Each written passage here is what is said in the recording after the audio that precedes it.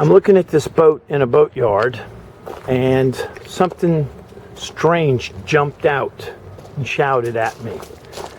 Not only is the boat dirty with barnacle growth on the propeller, on the rudder, but obviously somebody, I have to assume possibly a diver, came and scratched away enough growth to put a new zinc on it, but did not scratch away all of the barnacle growth off of the rudder and the propeller.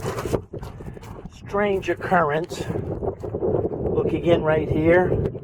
So you can see all they did was change the zinc, scraping away a few barnacles, but nothing else. So this boat must have been difficult driving it from its marina over here to the boatyard to get it hauled out. Surely couldn't go fast. There's so much growth on the propeller, it would shake and wobble and shimmy, maybe make the engine rattle a little bit. And if you tried to go fast, I can assume the engine would overheat.